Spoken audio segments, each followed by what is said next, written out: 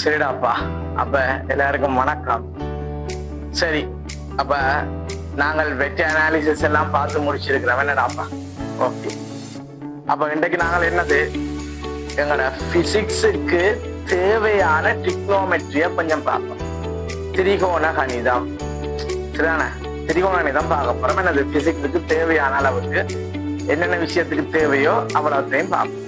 அப்ப நேரா போடுவோம். இன்றைக்கு என்னது திரிகோண கணிதம். சரியோடாப்பா, திரிகோண கணிதம் பார்ப்போம்.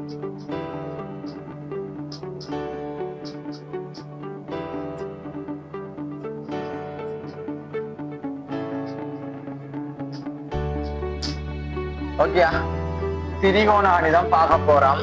ஜப்பான் முதலாவது தேவையான அளவுக்கு தான் சொல்லுவேன், அதை பண்ணி தாண்டி சொல்ல மாட்டேன். டிரிக்னோமெட்ரி பார்ப்போம்.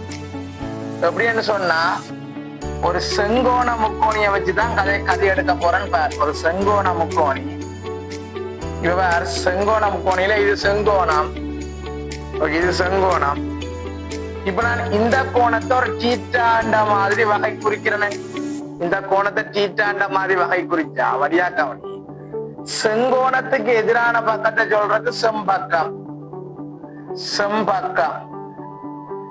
இந்த கோணத்துக்கு எதிரான பக்கத்தை சொல்றது, இந்த கோணத்துக்கு செங்கோணத்துக்கு எதிரான பக்கம் செம்பக்கம். இந்த கோணத்துக்கு எதிரே இருக்கிற பக்கம் எதிர்பக்கம். இந்த கோணத்துக்கு அயல்ல இருக்கிற பக்கம் அயல் பக்கம். ஓகே, அப்ப ஒரு செங்கோண முக்கோணி என்ற ஒன்றில செம்பக்கம் ஒரு குறித்தளவு கோணம் தரப்படைக்க அந்த கோணத்துக்கு எதிரே இருக்கிற பக்கம் எதிர்பக்கம், அயல்ல இருக்கிற பக்கம் அயல் பக்கம். முதலாவது இதுகள் போட தெரிஞ்சிருக்கவன். இதை வச்சுக்கொண்டு நான் சொல்ல போறது வழியாக்கவனையே ஒரு கொஞ்சம் விஷயம் சொல்ல போறேன். எனக்கு திரிகோண கணிதம் தான் சொல்ல போறேன். சைன் தீட்டா சொல்ல போறேன். சைன் தீட்டாவை என்ன மாதிரி எழுதி கொள்ளாமல்லா, சைன் தீட்டான்னு சொல்றது எதிர்பக்கத்தின் கீழ் செம்பக்கம். எதிர் பக்கத்தின் கீழ் செம்பக்கம். ஓகே, எதிர்பக்கத்தின் கீழ் செம்பக்கம். இதுதான் சைன் தீட்டாக்குரிய தொடர்பு. அதே போல கொஸ்டீட்டாக்குரிய தொடர்பு என்னண்டா, கொஸ்டீட்டா ஒரு அயல் பக்கத்தின் கீழ் செம்பக்கம். அயல் பக்கத்தின் கீழ் செம்பக்கம். ஓகே, இதானடாப்பா கொஸ்டீட்டாக்குரிய தொடர்பு. இப்ப tan தீட்டாக்குரிய தொடர்பு என்னன்னு சொன்னா, நேர எழுத போறேன். tan தீட்டாக்குரிய தொடர்பு எதிர்பக்கத்தின் கீழ் அயல் பக்கம். எதிர்பக்கத்தின் கீழ் அயல் பக்கம். tan தீட்டாக்குரிய தொடர்பு என்ன? எதிர்பக்கத்தின் கீழ் அயல் பக்கம். அதாவது tan தீட்டா வர இன்னொரு மாதிரியும் சொல்லிக் கொள்ளலாம். sin தீட்டாவின் கீழ் cos தீட்டா என்ற மாதிரியும் tan தீட்டா வழிகொள்ளும். ஓகே, இங்க வேற முதலாவது சைன் தீட்டா, அடுத்த சொன்னான் கொஸ் தீட்டா கதை சொன்னான், அடுத்த பார்த்தான் tan தீட்டா கதை சொன்னான். அதே போல இப்ப நான் அடுத்த உனக்கு வகை குறிக்க போகின்றேன். வகை குறிக்க அடுத்த சொல்ல போறேன் வழியாக்கவனி. கொசெக் தீட்டா. கொசெக் தீட்டா. கொசெக் தீட்டான்னு சொல்றது 1/sin தீட்டா. அதே போல நான் அடுத்த கதை சொல்ல போறேன். செக் தீட்டா எனப்படுவது 1/cos தீட்டா. ஓகே, 6 முடிவுகள். முதலாவது திரிகோணம் சொன்னா இதுல தெரிஞ்சிருக்க வரும்.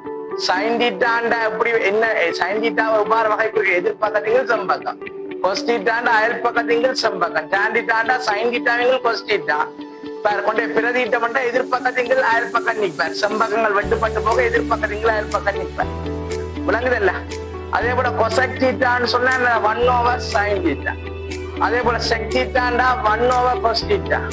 அதே போல இதுல எழுதுறேன், கீழே எழுதுறேன் cot தீட்டான்னு சொல்றது. cot தீட்டான்னு சொல்றது 1/tan theta. Okay, 1/tan theta. 1/tan theta. அப்ப உனக்கு முதலாவது இந்த 6 விஷயங்களும் தெரியட்டுக்கும். முதலாவது விஷயமா நான் என்ன சொல்றேன், திரிகோண நேரத்துல சைன் தீட்டாண்ட என்னென்ன வகை குறிக்கிறது, கொஸ் தீட்டாண்ட என்னென்ன வகை குறிக்கிறது, tan தீட்டாண்ட என்னென்ன வகை குறிக்கிறது. ஓகே, tan தீட்டாவை நாங்க என்னென்ன வகை குறிக்கிறது. அதே போல கொசெக் தீட்டாவை என்னென்ன வகை குறிக்கிறது, செக் தீட்டாவை என்னென்ன வகை குறிக்கிறது. கொட்டீட்டாவை என்ன மாதிரி வகை குறிக்கிறது தெரிஞ்சிருக்க வேணும். சரியா? தெரிஞ்சிருக்க வேணும் இது. ஓகேடாப்பா? ஓகே, முதலாவது கட்டம் இது. விளங்குதானா? இந்த விஷயத்துக்கு வருவோம். என்னண்டாப்பா, இப்ப தரப்படுகின்ற கோணம் மிகச்சிறிய கோணமாக அமைஞ்சா சைன் தீட்டாவை அண்ணளவா தீட்டாண்டு எழுதி கொள்ளலாம். டான் தீட்டாவை அண்ணளவா தீட்டாண்டு எழுதி கொள்ளலாம். கொஸ்டீட்டாவை அண்ணளவா உண்டு எழுதி கொள்ளலாம். அதாவது தீட்டா மிகச்சிறியது என்று சொன்னா தரப்படுகின்ற தீட்டாவானது என்னது? தீட்டா கோணம் மிகச்சிறிது, மிகச்சிறிய கோணம் என்றா மிகச்சிறியது எனில் தீட்டா மிகச்சிறியது என்று சொன்னா ஒரு அண்ணளவாக்கம் இருக்குடா. அப்ப என்ன அண்ணளவாக்கங்கள் என்றா சைன் தீட்டாவை அண்ணளவா நாங்க என்னன்னு போட்டுக்கொள்ளலாம்? தீட்டாண்டு போட்டுக்கொள்ளலாம். அதே போல டான் தீட்டாவையும் அண்ணளவாக்கி தீட்டாண்டு போட்டுக்கொள்ளலாம். அதே போல கொஸ்டீட்டாவையும் அண்ணளவாக்கி நாங்க என்னண்டு போட்டுக்கொள்ளலாம்? ஒண்டண்டு போட்டுக்கொள்ளலாம். கொஸ்டீட்டாவை அண்ணளவாக்கி ஒண்டண்டு போட்டு அண்ணளவா ஒண்டண்டு போட்டுக்கொள்ளலாம். தீட்டா மிகச்சிறிது என்று சொன்னா நாங்கள் என்ன செய்யலாம்? இவ்வாறு ஒரு அண்ணளவாக்கங்கள் செய்து கொள்ள முடியும். ஓகே, இவ்வாறு என்ன செய்யலாம்? ஒரு அண்ணளவாக்கங்கள் ஓகே செய்து கொள்ள என்ன செய்யும் முடியும். சரிடாப்பா, நாங்க என்ன செய்வோம்னு சொன்னா என்ன செய்வோம்? தொடர்ந்து பார்ப்போம். சரியும். அப்ப நான் இப்ப என்ன செய்ய போறோம்? மைனஸ் கோணங்களுக்கு எடுத்து பார்க்க போறேன். சைன் மைனஸ் தீட்டாவை நாங்க என்ன சொல்லலாம்? Minus sine theta. அதே போல கொஸ் மைனஸ் தீட்டாவை என்னன்னு சொல்லிக்கலாம்? கொஸ் தீட்டான்னு எழுதி கொள்ளலாம். டான் மைனஸ் தீட்டாவை நாங்க என்ன எழுதிக்கலாம்? Minus tan theta. ஓகே, இது தெரியவா? இது மைனஸ் கோணம் இவ்வளவு தெரியவா? ஓகேயா? ஓகே, அடுத்தது நான் போட போறேன் கால்வட்ட கதை போட போறேன். கால்வட்டம், கால்வட்டங்கள் கதை போட போறேன். இது ஒரு வட்டம். கால்வட்டம் இப்படி பிரிக்கிறேன். இது சைவர் பாகை, இது 90 பாகை π/2, இது 180 பாகை, இது 3π/2 270 பாகை, இது 2π. அப்ப சுத்தி வந்தா அவ்வளவு 2π. இங்க வரியாக்கவனியா விஷயத்த. அப்ப முதலாம் கால்வட்டத்துக்கு எல்லாத்துக்குமே பிளஸ். இரண்டாம் கால்வட்டம் எதுக்குரியது? சைனுக்குரியது. மூன்றாம் கால்வட்டம் என்னதுக்குரியது? டானுக்குரியது.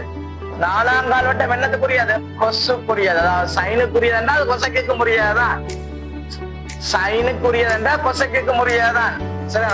ஹோல் சில்வர் டீ கப்னு சொல்றது. ஓகேடாப்பா? இப்ப நான் இதை வச்சுக்கொண்டு எழுத போறேன் வடியாக்காவணி. இதை வச்சுக்கொண்டு அதை யூஸ் பண்ணி தான் எழுத போறேன். அப்படின்னு சொன்னா இங்க பார், முதலாவது எழுதி காட்டுறதுக்கு சைன் 90 மைனஸ் தீட்டா. அரே 90 மைனஸ் தீட்டாண்டா 90ல இருந்து கழிக்கிறோம். π/2, அது 90 சொல்றது π/2. π/2 minus theta sine π/2 minus theta cos theta. ஆனா சைனுக்கு 90 மைனஸ் தீட்டா, 90 மைனஸ் தீட்டான்னா இந்த கால்வட்டம். இந்த கால்வட்டம் சைனுக்கு என்னது? பிளஸ். ஆகவே கொசுக்கு பிளஸ் கொஸ் தீட்டா. இரண்டாவது பார் cos 90 minus theta. Cos 90 minus theta என்னது? பார் இப்படிதான் செக் பண்றது. 90 மைனஸ் தீட்டான்னு இந்த கால்வட்டம். இது 90 கொஞ்சம் போன கொஞ்சம் முதலாம் கால்வட்டத்துக்கு நிக்குது. 90 மைனஸ் தீட்டா முதலாம் கால்வட்டத்துக்கு நிக்குது. அப்ப முதலாம் கால்வட்டத்துக்கு ரெண்டு நிக்கிறாங்க. கொசுக்கு என்னது? சைன். எனக்கு என்னது? கொசுக்கு என்னது? முதலாம் கால்வட்டத்துக்கு பிளஸ் தானே. கொஸ் எல்லாத்துக்கும் முதலாம் கால்வட்டத்துக்கு பிளஸ். So plus. அப்ப சைன் 90 மைனஸ் தீட்டா சரி, கொஸ் 90 மைனஸ் தீட்டா ஆச்சு. இப்படி எல்லாத்துக்கும் எழுதலாம். அதே போல மூன்றாவது பள்ளி காட்டுறேன். சைன் 90 பிளஸ் தீட்டானவ இங்க வழியாக்கவன் 90 பிளஸ் தீட்டான ரெண்டாம் கால்வட்டத்துக்கு வருது. அப்ப எனக்கு 90 பிளஸ் வந்தாலே அது என்னது? கொஸ் தான். 90 வரைக்கும் அது கொஸ் தீட்டா. ஆனா இரண்டாம் கால்வட்டத்துக்கு இப்ப இரண்டாம் கால்வட்டத்துக்கு யாருக்கு? சைனுக்கு என்னன்னு பாரு. இரண்டாம் கால்வட்டத்துல சைனுக்கு என்னது? பிளஸ். ஆகவே plus cos theta, plus cos theta. நாலாவது விஷயம் கொசு கழிப்பாம என்ன? கொசுக்கு cos 90 பிளஸ் தீட்டா. இங்க பாரு, இதுக்கு பாரு cos 90 plus theta. அப்ப 90 என்று வந்தா அது என்னது sin. cos 90 என்றா நிகரமா அப்ப sin. Okay sin theta. இங்க பாரு sin theta. Okay cos 90 plus theta ன்னு சொல்றது sin theta. எனக்கு பாரு cosக்கு இரண்டாம் கால் வட்டத்துக்கு என்னது sinக்கு தான் பிளஸ். அப்ப cosக்கு என்னது minus. So minus sin theta. So என்னது மைனஸ் sin theta. விளங்கு பண்ணி நினைக்கிறேன் ஓரளவு. அடுத்து அஞ்சாவது ஒரு கல்வி காட்டுறோம் பாரு. அஞ்சாவது sin 180 sin theta. இங்க பாரு sin 180 sin theta அப்ப என்ன வருதுன்னு பாப்போம். sin 180 sin theta 180 இருந்து கொஞ்சம் theta கழிக்கிற இரண்டாம் கால் வட்டத்துக்கு நிக்குது. இரண்டாம் கால் வட்டத்துக்கு sinக்கு என்னது பிளஸ் 180 sin என்ன sin theta. sin 180 மைனஸ் thetaன்னு சொல்றது என்னது sin theta. 180 இருந்து கழிக்க அப்படித்தான் வரும். 180 இருந்து கழிக்க sin theta வரும். அதே போல பார்க்க போறது பாரு. ஆறாவது cos 180 sin theta. cos 180 sin theta 180 இருந்து கழிக்க cos தான். Okay cos. ஆனா இரண்டாம் கால் வட்டத்துல யாருக்கு பிளஸ் சைனுக்கு தான் பிளஸ். சோ என்ன வர போகுது cosக்கு மைனஸ் cos theta. விளங்குதா மைனஸ் cos theta. விளங்குதலடாப்பா மைனஸ் cos theta ன்னு வரப்போ மைனஸ் cos theta. ஓகே சரி பாப்போம். சரி பாப்போம். ஓகே சரி பாப்போம். அங்கால தொடர்ந்து பாப்போம். ஓகே அப்ப ஏழாவது சும்மா ஒரு கழிவு பாப்போம். ஏழாவது இருக்கா சும்மா அடிப்பா மனுஷனே டேனுக்கு ஒரு கழிவு பாவமா. tan 90 plus theta. அப்ப இதுக்கு அப்படி வரைஞ்சலாம். tan 90 plus theta ரெண்டா அப்படி வரும். tan 90 plus theta. அப்ப இதுக்கு அப்படி வரப்போகுது. அப்ப இது எங்களுக்கு தேவையில்லை. உண்மையின்படி தேவையில்லை tan 90 plus theta. உங்களுக்கு உண்மையின்படி தேவையில்லை. சரிதானே பாப்போம் என்னது வரப்போன்றது பாப்போம். tan 90 plus thetaன்னு சொல்றதுக்கு tanக்கு என்ன tanக்கு வந்தா என்னது sin அண்டா sin அண்டா cos cos அண்டா sin. ஓகே sin அண்டா cos cos அண்டா sin. அதே போல tan அண்டா cot tan அண்டா இரண்டு வர போகுது cot அண்டு வரும். tan அண்டா இரண்டு வரும் cot. அப்ப tan 90 என்று சொன்னா என்னது cot theta. ஆனா 90 plus theta என்னது மைனஸ். என்ன ரெண்டாம் கால் வட்டத்துக்கு நினைக்குது tan 90 plus theta. tan 90 plus theta ன்னு சொல்றது cot theta. கொட்டிட்டு எனக்கு எந்த கால் வட்டத்துக்கு நிக்குதுடாப்பா எந்த கால் வட்டம் இரண்டாம் கால் வட்டம். இரண்டாம் கால் வட்டத்துக்கு யாருக்கு பிளஸ் சைனுக்கு தான் பிளஸ். அப்ப கொட்டுக்கு என்ன இதுக்கு டேனுக்கு மைனஸ் தான் வரும். ஓகே எட்டாவது பாப்பா. எட்டாவது அப்ப இப்ப வேற tan 90 minus theta. அப்ப இதுக்கு சொல்லு இது முதலாம் கால் வட்டத்துல நிக்குது. டேனுக்கு tan 90 minus theta அது cot theta plus cot theta plus cot theta. Okay plus cot theta.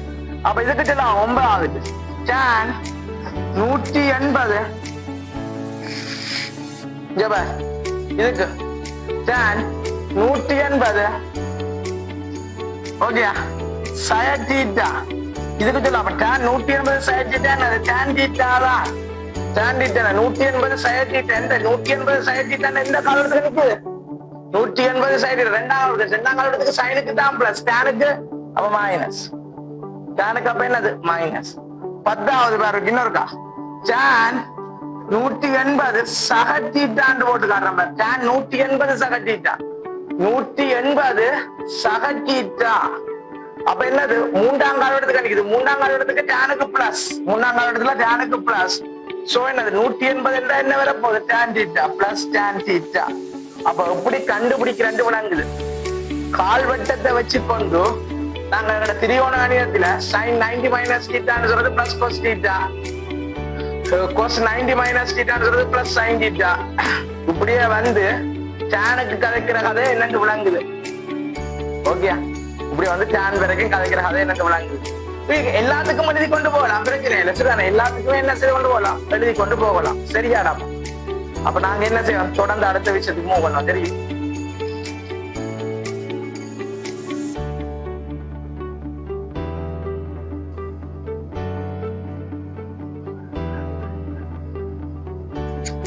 சரிடாப்பா நீங்க என்ன பார்க்க போறேன் திருவண்ணத்துல பெருமானங்கள் என்ன மாதிரி எடுக்கு பெருமானங்கள் எப்படி பாக்குறேன்னு பாப்போம்.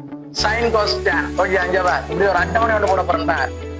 sin சைன் இப்படி போடும் ஃபர்ஸ்டா தீட்டா, அதுக்கு பிறகு சைன் தீட்டா, அதுக்கு பிறகு கொஸ் தீட்டா, அதுக்கு பிறகு டான் தீட்டான்னு ஒரு அட்டவணை ஒன்று அடிக்கிறேன். அட்டவணை ஒன்று அடிக்க போறேன், பெருமானங்களுக்குரிய அட்டவணை ஒன்று அடிக்கிறேன். சரியா?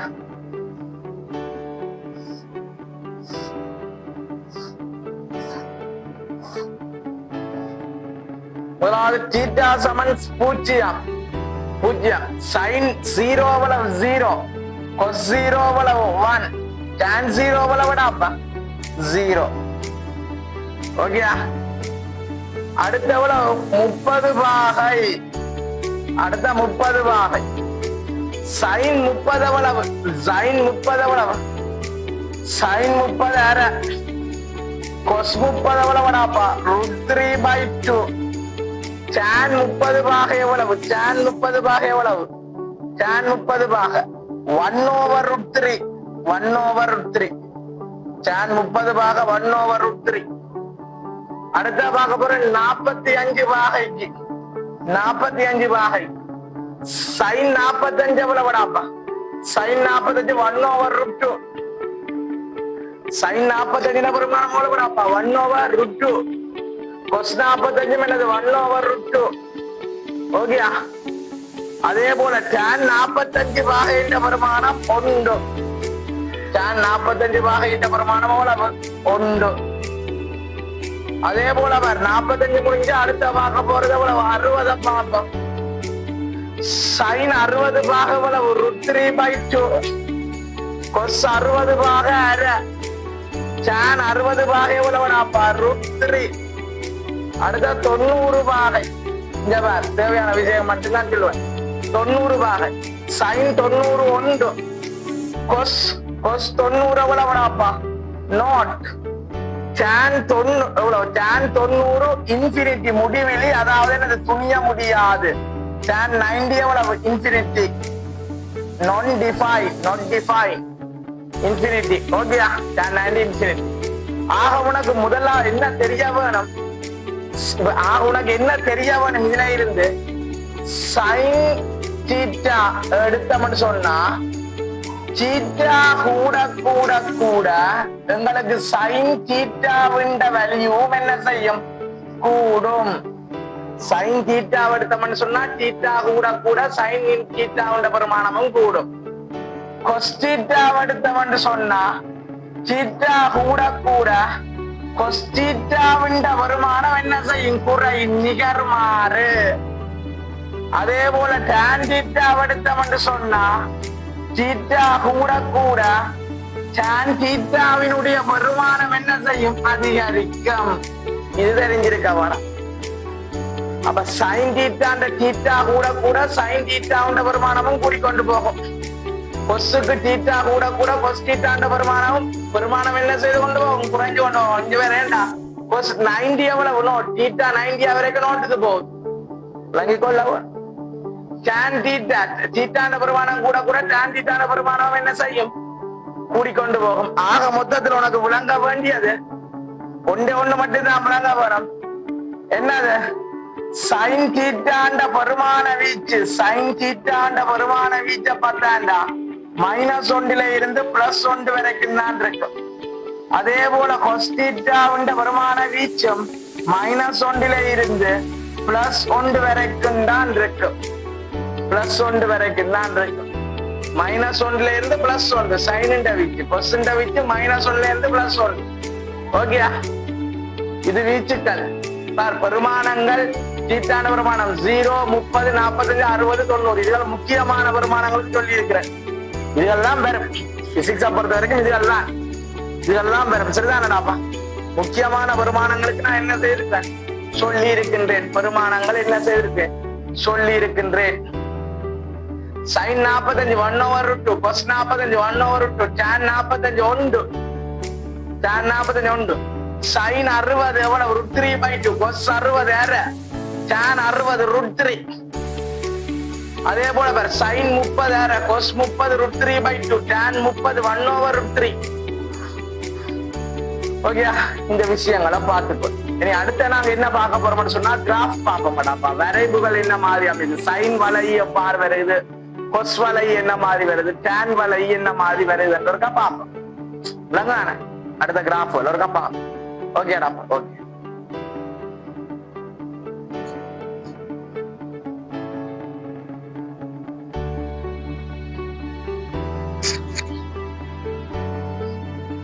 சரி பாப்போம்டாப்பா, சைன் வலை என்ன மாதிரி வருது பாப்போம்.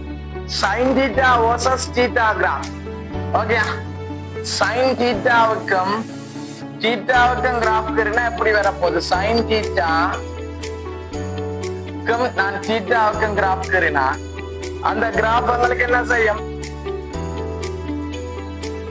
இதான் அப்படிதான் போவோம் சைன் வலை.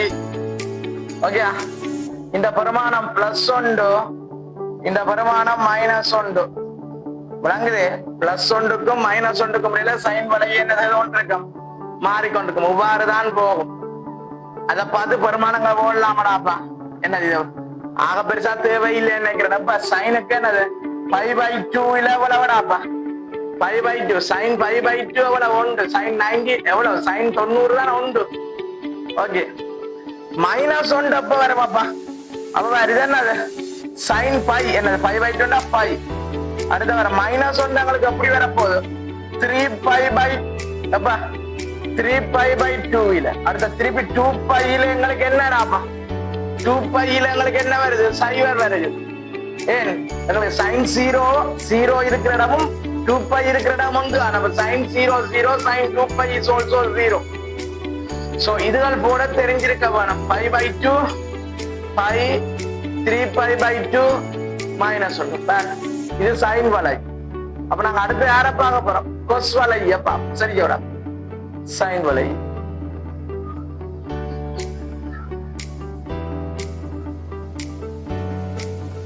அப்ப நாங்க இதுல பார்க்க போறது யாருன்னா அடுத்தது கொஸ் வலை பார்க்க போறோம். நம்ம கொஸ் வலை ஒரு நகர்றப்ப கொஸ் வலை இவ்வாறுதான் அமையமாடாப்ப. இங்க கொஸ் வலையினுடைய பரிமாணம் கொஸ் தீட்டா இகம் தீட்டாக்கும் கிராஃப் கரணம்னு சொன்னா கொஸ் வலை எங்களுக்கு இப்படித்தான் வரும். உபாரதான் அமையும். கொஸ் வலை எங்களுக்கு உபாரதான் அமையும். ஆனா பிளஸ் ஒன்றுக்கும் இதுவும் என்னதுடாப்பா? மைனஸ் ஒன்றுக்கும் இடையில தான் இருக்கு. உனக்கு தெரியும் கொஸ் நோட்டின் வருமானம் உண்டு. கொஸ் நோட்டின் வருமானம் உண்டு. அதே போல கொஸ் 90 வருமானம் 0. சோ 5/2 கொஸ் 90 வருமானம் 5/2. அப்ப கொஸ் பையின் வருமானம் மைனஸ் ஒன்று. அப்ப அடுத்து என்னடாப்பா? கொஸ் பையின் வருமானம் மைனஸ் ஒன்று. அதே போல 3π/2 கொஸ் 3π/2 அடாப்பா. இங்க கொஸ் 3π/2 வருமானம் என்னடாப்பா? 0. இந்த கொஸ் 2π வருமானம் 2π வருமானம் 2π வருமானம் என்ன வருது? ஒன்று வருது. என்ன சைவருக்கு ஒன்று சொன்னா 2πக்கு என்னது? ஒன்றுதான். சோ உங்களுக்கு கிராஃப் இப்படி போகுது. கொஸ் வலையினுடைய கிராஃப் உங்களுக்கு என்ன செய்யும்டாப்பா? உவாரமை. விளங்குதாப்பா? கொஸ் வலையினுடைய கிராஃப் உங்களுக்கு என்ன செய்யுது? உவாறு அமைகின்றது என்றதை விளங்கிக்கோ. கொஸ் வலையினுடைய கிராஃப் பின்வருமாறு அமைகின்றது. ஓகே, நாங்க அடுத்த டேன் வலையின் கிராஃப் பார்ப்போம். Okay,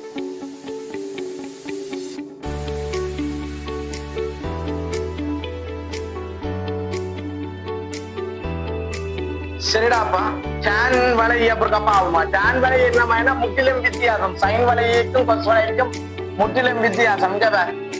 tan theta versus theta graph கிடைக்காதுறப்ப எப்படி என்று சொன்னா இது இவ்வாறு தான் அமையும். அப்ப என்ன டேன் எங்களுக்கு இன்ஃபினிட்டி முடிவெடுக்கலாம் போகுது.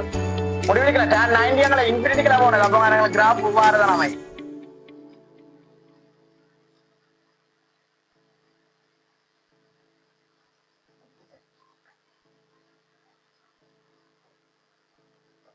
இவ்வாறுதான் அமையும். திருப்பி இதுல 0 வருது.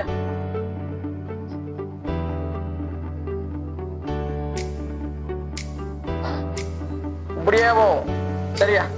இதுல 0 வந்து உங்களுக்கு இப்படியே வரும். ஓகே, இப்படித்தான் கிராஃப் வரும். இப்படித்தான் கிராஃப் வரும். பெருமானம் கூட்டம்னா 0. இதை விட விடாப்பா 5/2. அப்ப இதை விட -5/2. ஓகே, 5/2. சரி 5/2. ஓகே, 0க்கும் 5/2. இது 0 5/2, இது -5/2. சரி பாப்பா. ஓகே, இதுல வரைக்கும் இந்த பெருமானம் என்ன புள்ளி அவருக்கு லாபம், இந்த புள்ளி என்ன வர, இந்த புள்ளி என்ன அவருக்கு லாபம் என்ன 5 புள்ளியா வரும். சரிதான்ப்பா 5. இந்த புள்ளி என்ன வரும் 5 புள்ளியா வர போகுது. பிறகு இது என்ன புள்ளியா வரும் லாபம், என்ன புள்ளியா வரும் உங்களுக்கு என்னத்துக்கு போகுது 3π/2க்கு போகுது. 3π/2 உங்களுக்கு இப்படித்தான் வரும். சரிதானாப்பா, tan வளைய எங்களுக்கு இவ்வாறுதான் tan வளைய அமைப்பு. tan வளையினுடைய அமைப்பு முடிவிலிய நாடுற மாதிரியான ஒரு கிராஃப், முடிவிலிய நாடுகின்ற மாதிரியான ஒரு கிராஃப்டாப்பா tan வளை. இதெல்லாம் தெரிஞ்சுக்கொள், இதெல்லாம் தெரிஞ்சுக்கொள். சரிதான், இந்த விஷயத்தை என்ன செய்யடா போருக்கா தெரிஞ்சுக்கொள். tan வளை இவ்வாறுதான் அமையும். ஓகே, tan வளையின் பெருமானம் நமக்கு இவ்வாறுதான் அமையும் என்றதை தெரிஞ்சுக்கிட்டு இந்த விஷயத்தை தெரிஞ்சுக்கொள். ஓகேயா? ஓகே, அடுத்த தொடர்ந்து வா.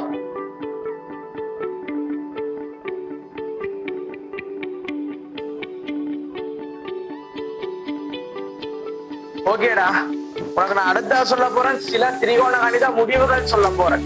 என்னடாப்பா நீங்க sin வர்க்கம் θ பிளஸ் cos வர்க்கம் θ என்ற பெருமானம் 1. அதே போல tan வர்க்கம் θ பிளஸ் 1 சமன் sec வர்க்கம் θ. அடுத்தது 2 sin θ into cos θ என்ற பெருமானம் sin 2θ. அடுத்த cos வர்க்கம் θ சப்ட்ராக்ஷன் sin வர்க்கம் θ என்ற பெருமானம் cos 2θ. cos 2θ. Okay, cos 2θ. இதை விட எங்களுக்கு வேற என்ன இருக்குது, 1 plus cot வர்க்கம் θ சமன் cosec வர்க்கம் θ. 1 plus cot வர்க்கம் θ is equal to cosec வர்க்கம் θ. அப்ப இவ்வளவும் என்னடாப்பா திரிகோண கணித முக்கிய முடிவுகள். இதை விட நிறைய முடிவுகள் இருக்குத்தான், எங்களுக்கு உலகம் போதும். எங்களுக்கு என்னடாப்பா உலகம் போதும். ஏனென்றாடாப்பா தனியா பிசிக்ஸ் மட்டும் மேத்ஸ் பிள்ளைகள் மட்டும் படிக்கிறீங்கள தானடாப்பா, பயோ பிள்ளைகளும் எடுக்குதுகள் தான். ரெண்டதால அவன் என்ன செய்ய மாட்டான், ஆக உள்ளுக்கு இறங்கி கேட்க மாட்டான். சரிதானாப்பா, ஆக உள்ளுக்கு இறங்கி கேட்க மாட்டான். சரிதானாப்பா, உனக்கு இந்த உலக முடிவுகளும் 5 முடிவுகளும் தெரிஞ்சா சரி, உனக்கு 5 முடிவுகளும் தெரிஞ்சா காணும்னு நினைக்கிறேன். ஓகேயா? ஓகே, அங்க மிச்சத்தை நாங்க என்ன செய்ய தொடர்ந்து பார்ப்போம். ஓகேயா? ஓகே.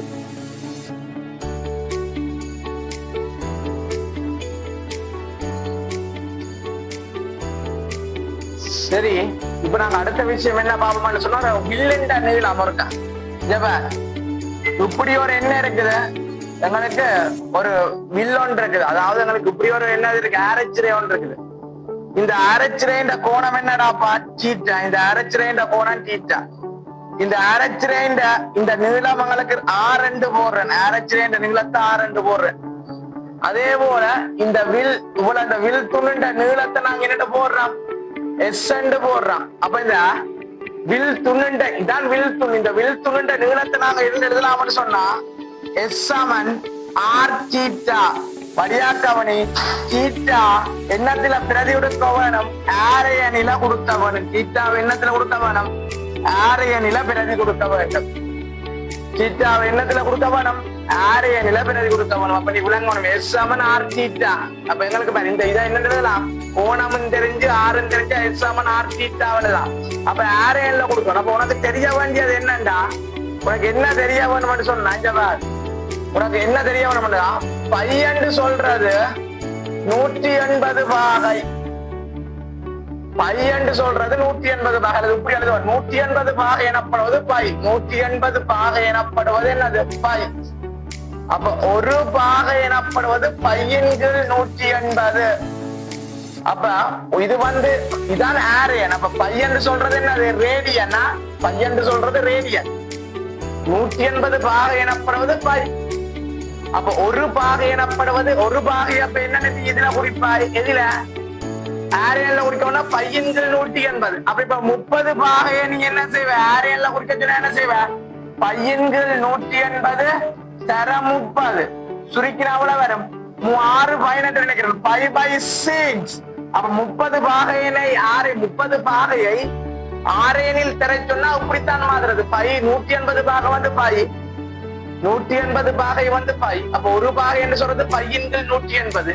அப்ப எனக்கு ஒரு பாகை என்ற பெருமானம் தெரியும்னா 30 பாகைக்கு என்ன செய்யறோம்? 30 பெருக்கி விட்டா சரி. 5/6 என்று வரும். ஓகே. அப்ப 90 பாகை என்று சொன்னா என்ன வரும்? 5/2 என்று வரும். சரி பாரு, 90 பாகை என்று சொன்னா என்ன செய்ய? 5/2. அப்ப இப்படித்தான் என்னது? பாகைய ஆரியனில கன்வெர்ட் பண்ற முறை. ஒரு பாகைய ஆரியனுக்கு அப்படி மாத்துறது. அப்ப இது என்னது? விச்சுருண்ட எஸ் நீளம் ஆனது வில்லுண்ட நீளம். எஸ் சமன் ஆர் தீட்டா. ஆர் என்று சொல்றது என்னது? இந்த ஆரச்சிரையினுடைய ஆரை இதானது ஆரச்சிரா. ஆரச்சிரை என்னடாப்பா? ஆறு. தீட்டான்னு சொல்றது என்னத்துல பிரதியிடப்பட வேண்டிய கோணம்? ஆரியன்களில் பிரதியிடப்பட வேண்டிய கோணம். சரி, அப்ப நாங்க என்ன செய்வோம்? மிச்சத்தை என்ன செய்வோம்டாப்பா? தொடர்ந்து பார்ப்போம். Okay okay.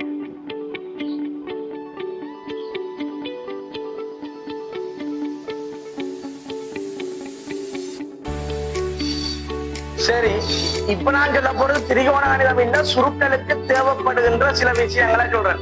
இப்ப சில விஷயங்கள் சுருட்ட வேண்டி வந்துட்டேன்னு சொன்னா சுருட்டலை நாங்கள் எப்படி இலகுவாக்கலாம் என்ற விஷயத்த சொல்லி தரேன். இங்க பார், எக்ஸிண்ட வருமானம் எங்களுக்கு ஒன்றை விட மிகவும் சிறியதொரு வருமானமாக அமைகின்ற போது இவ்வாறு எனக்கு ஒரு கோவை நிக்குது. 1+x என்ன மடக்கு என்ற ஒரு கோவை ஒன்று நிக்குது என்று சொன்னா இந்த சுருக்கல் பெருமானத்தை நாங்கள் என்ன அன்னளவாக எழுதி கொள்ள முடியும் என்று சொன்னா 1+nx என்ற மாதிரி எழுதி கொள்ளலாம்.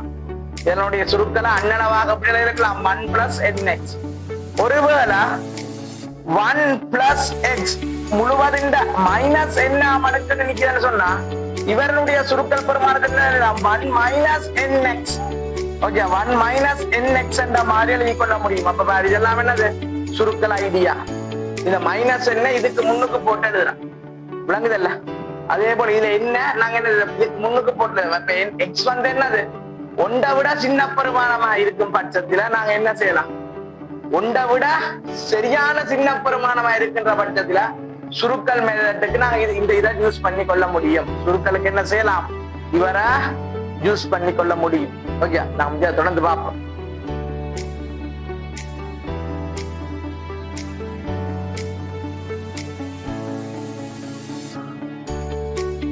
சரிடாப்பா, அங்க அடுத்தது இதுவும் ஒரு சுருக்கலுக்குரிய விஷயம் தான். எப்படி வருதுன்னு பார்ப்போம். சரிதானடாப்பா?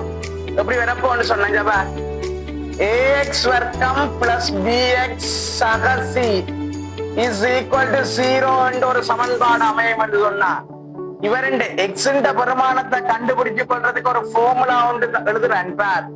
சய b பிளஸ் ஓ மைனஸ் ரூட் b வர்க்கம் மைனஸ் 4ac இன் கீழ் 2a என்று சொல்லி என்ன செய்யறேன்? இவருடைய சுருக்கல் பெருமானத்தை கண்டுபிடித்துக் கொள்றதுக்குரிய ஒரு ஃபார்முலாவாக எழுதி கொள்கின்றேன்.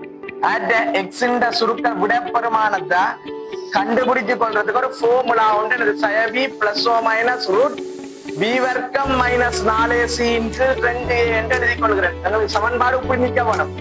ax வர்க்கம் பிளஸ் bx சக c என்ற பேட்டர்ன்ல நின்றா பின்வருமாறு எழுதி கொள்ள முடியும். சரி, அமைச்சது நாங்க என்ன செய்வோம்னா தொடர்ந்து பார்ப்போம். Okay okay.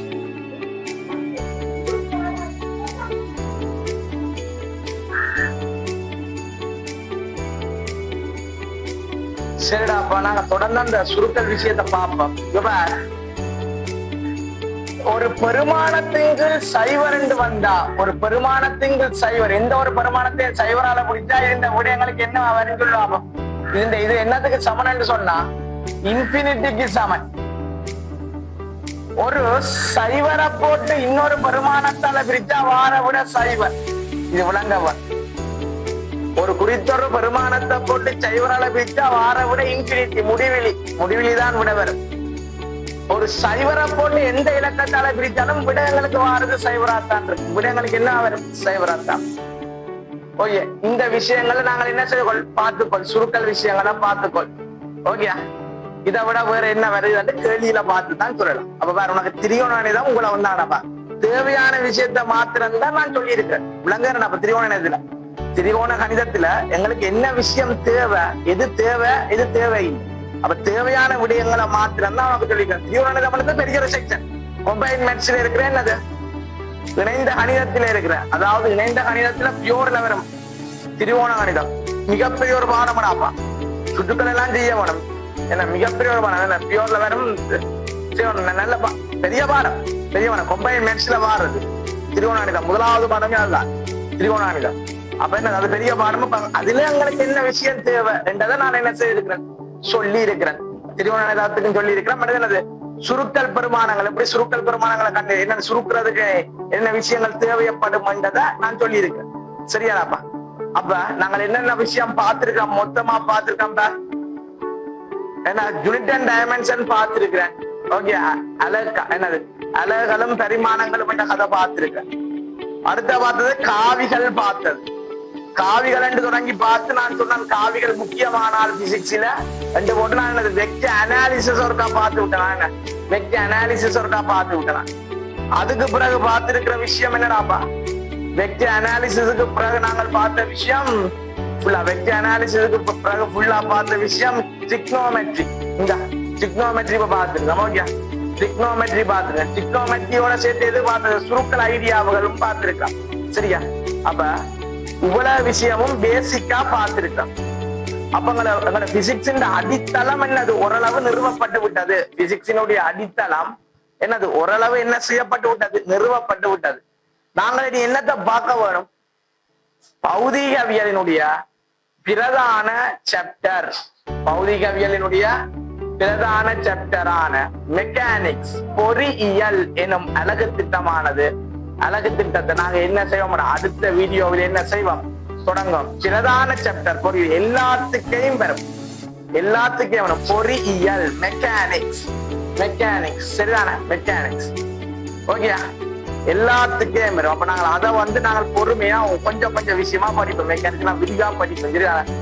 அடுத்த விஷயத்தை என்ன செய்வோம், அடுத்த வீடியோவில என்ன செய்வோம் பார்ப்போம் மெக்கானிக்ஸ். ஓகேடாப்பா? தேங்க்யூ. Okay, thank you. ஓகேடா.